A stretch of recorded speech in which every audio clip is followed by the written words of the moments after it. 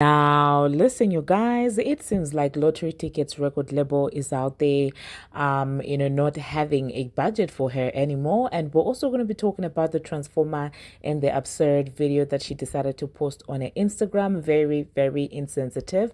And after facing some criticism, she decided to pen some letter towards Kamala Harris. And Joe Budden and, of course, his co-hosts are out there dissecting this entire Lil Wayne situation, talking about whether he was fit to be performing at the Super Bowl. And we're also going to be discussing about Charlamagne the God and the Breakfast Club and what they had to say about, Kamala Harris. At the same time, 50 Cent and Azealia Banks are facing a lot of criticism over their choices when it comes to the election. Now, these are some of the things that we are going to be talking about in this video. Hello, tea lovers, and welcome to the tea blog. I trust you guys are doing well, and I trust you are doing great. Personally, I am doing great, you guys. I am doing extremely amazing. And without further ado, let us dive straight into today's tea. So first of all, let us talk about the Transformer. She found it necessary to take to her Instagram to post a video of herself, basically saying that, well, election results are the reason why, some states got, hurricanes and stuff like that. And I know in her mind, she thought she was being funny. In her mind, she thought she was gagging the live. In her mind, she thought that, well, people were going to applaud for that foolery. And this is the same person that you guys are out there like, she cares about politics. Oh my goodness. Well, politics does expand beyond, shouting and saying Shram said, like it goes beyond that. Okay. If you're somebody who's aware of what's politically right and wrong, also, you would know that natural disasters are nothing to joke about. It's disgusting. And the fact that some people are still defending this, I'm just like, are you guys under a spell? Like, what is happening? Do you know how many people worldwide lose their lives to natural disasters? So for somebody to remotely even think that there's anything funny about joking about things like that, wow. Like, seriously? So distasteful. Okay, it seems like she comes out and does something ridiculous. She looks around and she realizes that, well, people are always going to applaud me. I'm not going to be held to any standards. And then she goes back, she comes back again, she goes a little further from what she would have done the previous time, and she continues to do that, because the other day it was, oh my God, I'm gonna do this, I'm gonna off you. And then the next day, oh my God, don't play with the brim.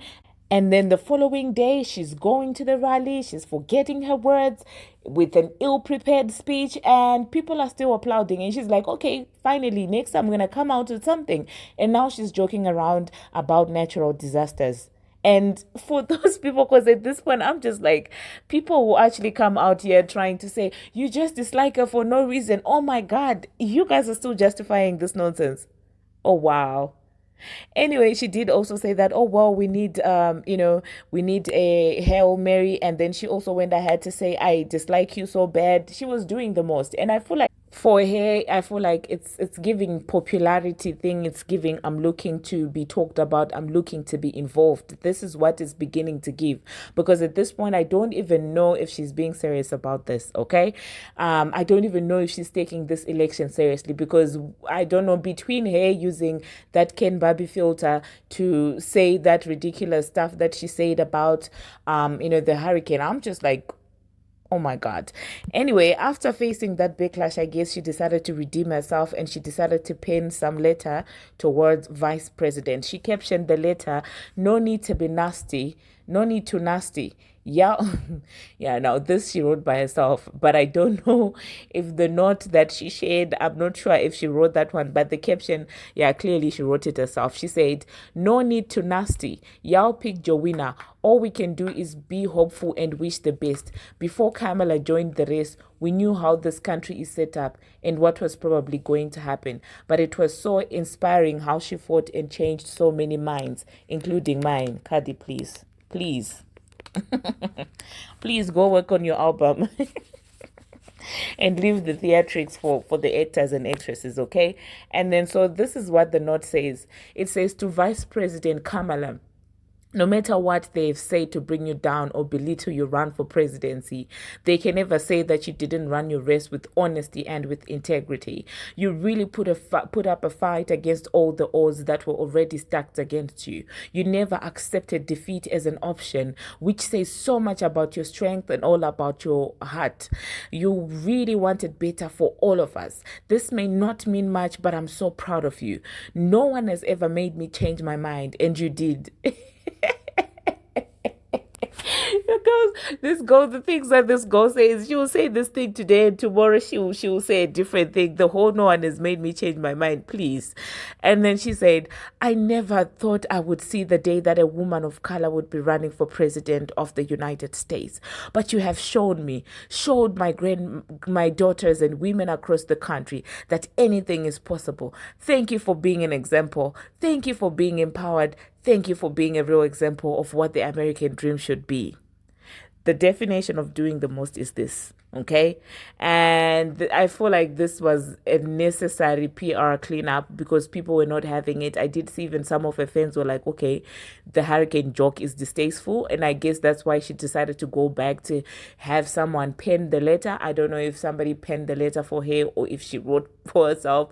But whatever the case, I do feel like this is giving PR cleanup after the criticism that she got. But anyway, let me just quickly insert that entire video that she did about the Ken Barbie thing, and then I will catch you after that. This is why some of y'all states be getting hurricanes. That's all I'm gonna say. Well, there you heard that, you guys. There you heard that. And the next thing that we are going to be talking about, we're going to talk about 50 Cent. 50 Cent decided to be out there saying that, well, he's rocking with the winner, and the winner obviously is Donald Trump.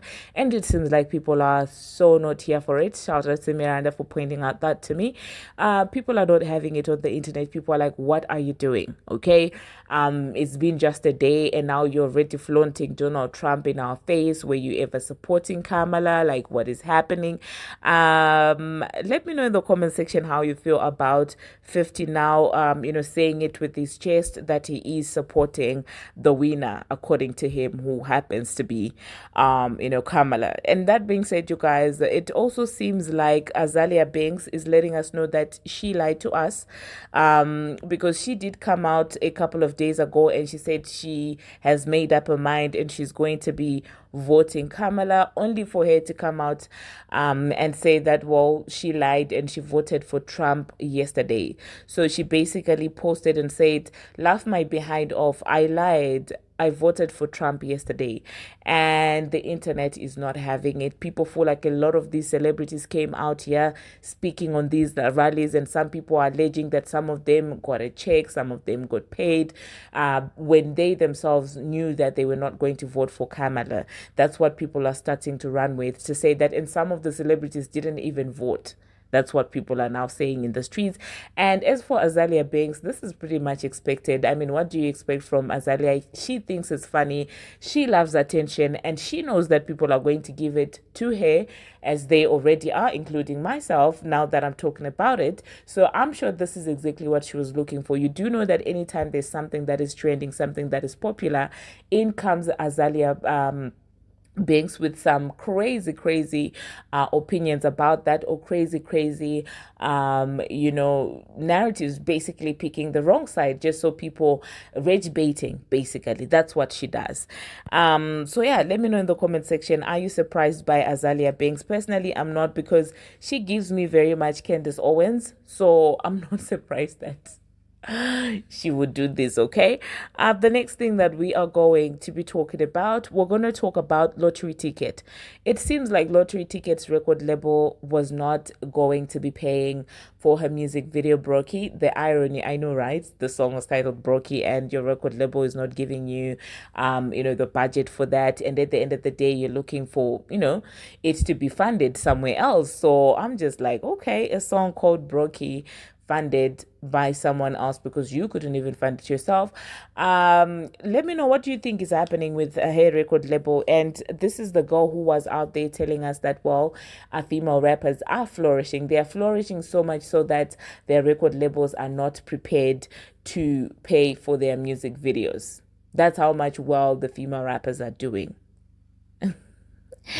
Let me know in the comment section, do you feel bad for lottery ticket, or are you just like, listen, it is what it is, And the next thing that we are going to be talking about, Cousin Sloth. So Cousin Sloth decided to join Kai on stream. You do know that he's on his streamathon. Okay, is there such a word? A streamathon. I don't know, that thing, that way, he goes on stream for so many days. And so Cousin Sloth decided to go there and chill with him. It seems like they had a good time. They were dancing together. They were having a blast until Cousin Sloth basically insinuated that Kai has got some, some morning breath. Well, not morning breath, some bed breath. Okay, that's what she said. She said that, well, the boy has got some bed breath, and she was offering him something to refresh his mouth and stuff like that. And I found that really funny. And I'm like, he's on stream all the time. So maybe he was talking too much, and to the point where his mouth was like tapper. I don't know, you guys. Let me know in the comment section. Did you see the stream with Cousin Sloth and Kai Cenat? Now, the next thing that we're going to be talking about, it seems like Charlamagne the God and the Breakfast Club had a lot of things to say about the election, okay? Saying that, well, they kind of knew that Kamala was not going to win because of this and that. And I'm like, oh, these think pieces are now coming out here. So basically, according to him, it feels like, well, Biden should have, accepted earlier on that, maybe he's not the one who's going to be running for this particular term, so that, Kamala would have more time to campaign and things like that. So let me just insert what they had to say, you guys, and then I will catch you after that. And talk to our listeners and the people who voted for Trump. Feel free to call in too, because we know some of our listeners voted for Trump as That's well. right. He is the president of the United States of America, and we all are American citizens. We are actually broadcasting from the DMV today. We were at Howard University broadcasting live. Salute to Vice President Kamala Harris. She has nothing to be ashamed about in this moment. She was the best possible candidate to run, especially under these circumstances. She did a great job and ran a great campaign over the last 100 days. I know that everybody was looking at President Biden as a hero when they were saying, oh, he stepped down, he stepped down. President Biden would have been a hero to me if he would have told everybody, hey, I'm only going to be here for 4 years. And then that way they could have prepared properly, for a new Democratic nominee in 2024. So I really, I hope that when we look back on this in hindsight, we can really look at this in its total context and say, you know what? This guy should have stepped down 2 years, he should have told us that he was going to step down 2 years prior, or at least a year prior, to give them an opportunity to actually have a real primary and pick a real candidate. So that's why I was never big on that whole Joe Biden is a hero talk, especially being that I was one of the people that was saying he should have stepped down, a year and some change ago. Well, let me ask you a question. And we here to, talk to our listeners and the people who. Well, there you heard that. And the last thing that we are going to be talking about, we're going to talk about the Joe Budden podcast. Now, you guys do know that, well, Joe Budden and some Young Money peeps, I don't know, they've got like a love-hate relationship, and now Kendrick is his hero. And I mean, it solidifies everything, because also Kendrick is going against Drake, and you do know that Drake and Joey have got like a sworn nemesis relationship. So they were basically discussing about Wayne's performance and the speech that he gave when he was, at his own event that he was performing, where they presented him with the key to the city. It seems like, some of them feel like, well, that performance that he gave was not fit enough for the Super Bowl. I did listen to the performance, you guys. I love Lil Wayne. Like, obviously I do. The performance was okay. I'm gonna say that, but I don't want you guys to come for me in the comment section. I don't want you to come for me. That was an enjoyable performance, but I don't know if that would have been enough for Super Bowl. If I'm going to be honest, you guys, please don't crucify me in the comment section. So if I were to be given an option between Kendrick and Lil Wayne for Super Bowl, now, definitely after his performance, I would say that maybe Kendrick was a better fit, in my own opinion. Let me know, you guys, did you watch that performance? And in all honesty, you guys, regardless of who supports who is Nicki's brother or whatever, give me your honest opinion about his performance, please. Okay. That being said, let me insert what the Joe Budden pod had to say. And some of you were joking in the comment section saying that once the tip like saying, and then I'll catch you after that, go on with your day because she's not gonna come back. Okay, let me say a proper goodbye before I insert this snippet, of course. So after that, I'm not going to be coming back, you guys. So listen to what Joe had to say with his co-host about that, and let me know if you agree with that.